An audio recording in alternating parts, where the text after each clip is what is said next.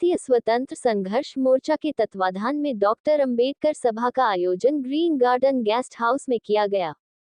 आज भारतीय स्वतंत्र संघर्ष मोर्चा के तत्वाधान में डॉक्टर अंबेडकर सभा का आयोजन दिनांक 19 मार्च 2023 को स्थान green garden guest house near Mecca Masjid के लिए कॉलोनी जाजमऊ में हुआ। कानपुर नगर में सभा को संबोधित करते हुए डॉक्टर पवन राव अंबेडकर महासचिव AIMIM उत्तर प्रदेश ने संबोधित किया कि उत्तर प्रदेश में दलितों और मुसलमानों की बड़ी संख्या है और इनके बगैर कोई भी राजनीतिक दल हुकूमत नहीं कर सकता, जिसको जगाया जाना डॉक्टर बाबा साहेब अंबेडकर का सपना था, जिसे आज AIMIM उत्तर प्रदेश में कार्यकर्ताओं के साथ मिलकर सफल बनाएगी और कानपुर की मेयर सीट को भी जीताकर जीत का परचम लहराएगी। सभा की अध्यक्षता अजीमुद्दीन की। मुख्य वक्ता के रूप में सोनेलाल गौतम उपस्थित हुए और अपने वक्तव्य में कहा कि दलितों और मुसलमानों पर हो रहे अन्याय अत्याचार को हमारा संगठन कतई बर्दाश्त नहीं करेगा और समय आने पर मजलिस के साथ सड़कों पर संघर्ष करेगा। सभा में उपस्थित रहे जिला अध्यक्ष हाजी मैनुद्दीन, तौफीक अहमद उर्फ साजिद सर, राशिद अली कीदवाई, अतीक अहमद, अफसर अली, हाजी वारिस, Mohammad Salman, advocate Akash Singh Badal, advocate Satya Prakash, advocate Riazur Rahman, नाज भाई, अकील भाई, सलमान, वार्ड नंबर 63 भावी पार्षद प्रत्याशी आदि लोग मौजूद रहे। सर, मैं सैयद तौफीक अहमद उर्फ साजिद सर, भावी मेयर प्रत्याशी मजलिस इत्तेहादुल मुस्लिमीन से आज ये यहाँ पर जो एक आयोजन किया गया था सभा का, डॉक्टर अंबेडकर संघर्ष सभा के नाम से, आज हम लोग ने, दरअसल हमारी ख्वाहिश थी कि हम अपने बहुजन समाज के भाइयों के साथ मिलजुल कर आगे काम को कैसे आगे करें। उसी कड़ी में आज हम लोग ने यहाँ पर एक खाने का इंतज़ाम किया था कि हम लोग साथ में बैठ के खाना खाएंगे, उससे हमारे दिलों में मोहब्बतें पैदा होंगी और हम लोग एक दूसरे को समझेंगे और डॉक्टर अंबेडकर साहब के जो विचार हैं उसको हम लोग अपने अंदर उतारेंगे। उसके लिए यहाँ पर एक छोटी सी सभा भी रखी थी और खाने का इंतज़ाम था, जिसको हम सब मिलकर यहाँ पर आए हुए थे। जी, हमारे पवन राव अंबेडकर साहब जो महासचिव हैं MIM के, वो एक दूसरे प्रोग्राम पर यहाँ पर संगठन की समीक्षा करने आए थे, तो मैंने उनको सोचा इससे बेहतर क्या होगा कि वो आज हमारे इस प्रोग्राम में भी मुख्य अतिथि बन जाएं। इस तरह से आज उन्होंने हमारे प्रोग्राम को एक बहुत अच्छी दिशा दी और हमारे जितने बहुजन समाज के भाई थे उन्होंने अपने विचार रखे, जिससे पता चला कि हम सब मिलकर एक अच्छा समाज बना सकते हैं, जिसके लिए हमने आज पहली कड़ी में पहल की है। आगे उम्मीद है कि हम ऐसे प्रोग्राम और बहुत से करेंगे। लोगों को क्या संदेश देना चाहते हैं आप?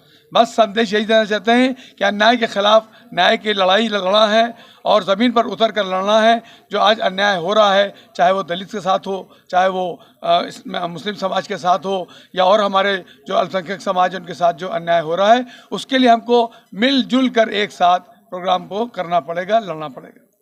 मैं ऑल इंडिया मजलिस इत्तेहादुल मुस्लिमीन का प्रदेश महासचिव और प्रवक्ता हूं और मुझे जो है पिछले हफ्ते जो है सेंट्रल जोन का जो है कार्यभार दिया गया है। मैं यहाँ का कार्यवाहक अध्यक्ष हूँ। इसी परिप्रेक्ष्य में जो है कानपुर की समीक्षा बैठक थी, उसी संदर्भ में आया था और आदरणीय सोनेलाल साहब ने मुझे आमंत्रित किया था कि इस कार्यक्रम में आप शिरकत करें और अपनी बात को रखें। इसी विषय में मैंने यहाँ पर उपस्थिति दर्ज कराई। सर, निकाय चुनाव करीब आ चुका है, आप लोग किस तरह मेहनत कर रहे हो और अपने कानपुर प्रत्याशी किस तरह काम के लिए बताया और क्या आपने सोचा यहाँ पर दिया है? नहीं, बिल्कुल, अब हम लोग उसको लेकर के फिर से तैयार हो चुके हैं और जैसे ही नगर निकाय के चुनाव की आहट हुई है, हमारी पार्टी पूरी तरह से मुस्तैदी से तैयार है। उसी क्रम में कानपुर की समीक्षा बैठक हुई और आने वाले वक्त में हम उसको बेहतर स्थिति में ले जाएंगे, ऐसा हमारा प्रयास है। सर, एक चीज़ और देखने मिली है कि जैसे कि पार्टियों में एक चीज़ देखने को मिल रही है कि एक ही वार्ड से कह के प्रत्याशी उतारेगा, उसकी क्या वजह? इसकी वजह नहीं, बिल्कुल, ये तो जो है पार्टी की जो है एक तरह से जो है एक स्ट्रेटेजी है और जिसके आधार पर हर एक व्यक्ति को अपना दमखम दिखाने का अवसर मिलता है, अपनी बात रखने का अवसर मिलता है। लेकिन जिस तरह से टिकट का या अन्य चीज़ों का बंटवारा है वो हम लोग बेहतर स्थिति को देखते हुए उसमें बांटेंगे, लेकिन हर एक व्यक्ति इसमें बोलने के लिए आगे आएगा, अपनी बात रखेगा। तो आवेदन का यही मकसद होता है कि लोग अपनी बात को खोल करके रखें और बेहतर स्थिति में आगे बढ़ें। सर, आज आपने कोई यहाँ पे बात बताई है कि कोई आदमी जो है इतना बना के लाए, इतना ले गया है, तो उनको एक पार्टी टिकट देने की कोशिश कर सकती है? नहीं, देखिए क्या है, आपने बताया ना, जैसे प्रश्न पूछा कि आवेदन हुए हैं, तो आवेदन के बाद टिकट की जो है बंटवारे की स्थिति क्या होगी, आप उसी को देंगे ना जो उसका हक बनता है। तो मेहनत करें और जो लोग जिसके साथ ज़्यादा संख्या में रहेंगे हम उनको टिकट देने का, इसी वजह से मैंने सदस्यता को लेकर के कहा कि वार्ड का हर एक व्यक्ति जो आवेदक है वो कम से कम 1500 सदस्यों को बनाएगा, और उससे आगे तो जाएगा ही, लेकिन कम से कम 1500। यानी हम जीतने आए हैं, हम यहाँ सिर्फ हवाबाजी करने नहीं आए हैं।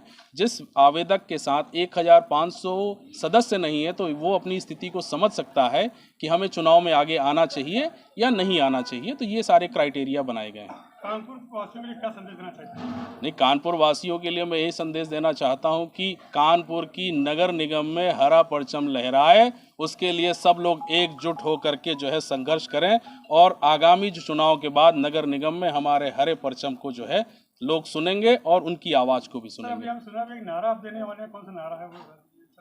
नारा यही है, नारा हमारा ये है कि हम उत्तर प्रदेश में एक नई दिशा में कार्य करना चाहते हैं, क्योंकि 1925 से इस देश में एक ऐसी विचारधारा ने जन्म लिया है जो नफरती विचारधारा है, लोगों के बीच में नफरत पैदा करती है, और वो हिंदू विचारधारा। और अब भारतीय जनता पार्टी को उसी का इस्तेमाल करती है, हिंदू मुसलमान करा करके लोगों में नफरत पैदा करती है। हमारी जो वास्तव में जो विचारधारा है वो बुद्धिस्ट विचारधारा है। बुद्धिज़्म इस देश की धरती का जो है अंग है, इस देश की विचारधारा को है। उसीलिए हम एक नए सोच के साथ आगे बढ़ेंगे। बौद्ध मुसलमान साथ चलेगा तभी संविधान का राज रहेगा। इस हम विचारधारा के साथ उत्तर प्रदेश में हम आगे बढ़ेंगे।